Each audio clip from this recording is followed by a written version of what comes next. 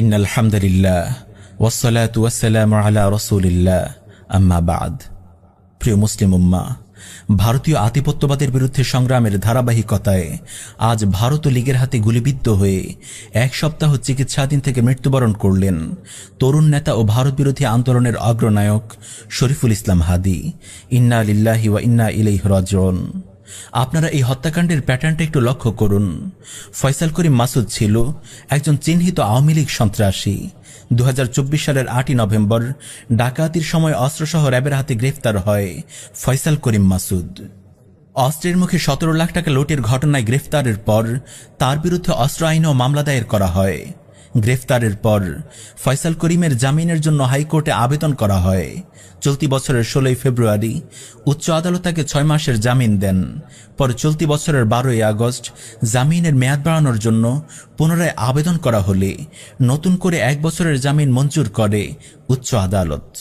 এভাবেই সেকুলার এই আদালত সন্ত্রাসী ফয়সাল করিমকে জামিন দিয়ে হত্যার সুযোগ করে দেয়।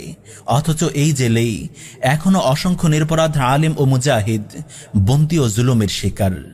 এই খনির জামিন থেকে শুরু করে শুট করা এবং কয়েক স্তরের যাত্রার মাধ্যমে সীমান্ত পাড়ি দিয়ে ভারত চলে যাওয়া পর্যন্ত প্রতিটি পদে পদে আছে নিখুঁত পরিকল্পনা ও বিশাল চক্রের হাত। যে চক্র আমাদের রাষ্ট্রযন্ত্রের রন্ধ্রে রন্ধ্রে ভারতের দাস হয়ে প্রতিষ্ঠিত হয়ে আছে, যে চক্রের রক্ষণাবেক্ষণ করে যাচ্ছে আধিপত্যবাদী ভারত। যেই ভারত কোনো প্রকার যুদ্ধ ছাড়াই সীমান্তে নিয়মিত এই দেশের মানুষদের হত্যা করে যাচ্ছে, পৃথিবীর অন্য কোনো সীমান্তে এমনটি ঘটে না যুদ্ধ ছাড়া। এই রাষ্ট্রই খুনি হাসিনা সহ লীগের হাজার হাজার নেতাকর্মীদের আশ্রয় দিয়েছে, তাদের মদত দিচ্ছে, লজিস্টিক সাপোর্ট দিচ্ছে বাংলাদেশের বিরুদ্ধে ষড়যন্ত্র চালিয়ে যাবার জন্য। আমরা ইনকিলাব মঞ্চের কর্ণধারদেরকে বলতে চাই যে ভারতের বিরুদ্ধে লড়াই করতে গিয়ে হাদির রক্তে ইনকিলাব মঞ্চ সিঞ্চিত হলো, সেই লড়াই যেন আপনারা থামিয়ে না দেন। এই লড়াইয়ে আপনারা পুরো দেশবাসীকে সাথে পাবেন, এই লড়াইয়ে আপনারা একা নন। তবে মনে রাখবেন, সেকুলার রাষ্ট্র কাঠামো আজ ভারতীয় আধিপত্যের সামনে অসহায়। এই রাষ্ট্র কাঠামো ও বাঙালি জাতীয়তাবাদের চেতনায় সেই শক্তি নেই যা ভারতের আধিপত্যকে মোকাবেলা করবে। এই শক্তি আছে কেবল ইসলামে। ইসলামই পারে ভারতের আধিপত্যের বিরুদ্ধে এই দেশের মানুষদের কার্যকর ও শক্তিশালী প্রতিরোধের প্রেরণা দিতে।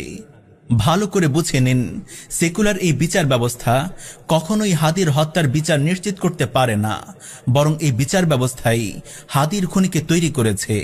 সরাসরি বিচার ব্যবস্থা থাকলে আজ খুনিদের ওপর প্রকাশ্য কিসাসের বিধান বাস্তবায়ন হতো, যেমনটা হয়েছে ইমারত ইসলামিয়া আফগানিস্তানে। একমাত্র কিসাসই পারে খুনিদের অস্তিত্বকে বিনাশ করতে।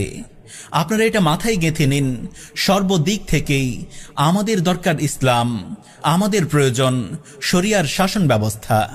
ইসলামই পারে ভারতীয় আধিপত্যবাদকে মোকাবেলা করতে, শরিয়ার শাসনই পারে বিপ্লবীদের নিরাপত্তা নিশ্চিত করতে। তাই আসুন দীর্ঘমেয়াদে তাওহীদ ও শরিয়ার ভিত্তিতে এক চূড়ান্ত বিপ্লবের জন্য প্রস্তুত হই, সমাজকে প্রস্তুত করি। শরিয়াহ ছাড়া বিপ্লবের নামে যা কিছু হবে সেগুলো কখনোই এই দেশ ও মানুষের ভাগ্য পরিবর্তন করতে পারবে না। সেটা কখনোই আমাদের ঈমান, জানমাল ও উন্নয়নের নিরাপত্তা নিশ্চিত করতে পারবে না। খেলাফত ও শরিয়ার উদ্দেশ্যে সাধিত বিপ্লবী আমাদের স্বাধীনতা, অস্তিত্ব ও উন্নতির একমাত্র রক্ষা কবচ। খেলাফত ও শরিয়ার উদ্দেশ্যে সাধিত বিপ্লবী আমাদের স্বাধীনতা, অস্তিত্ব ও উন্নতির একমাত্র রক্ষা কবচ।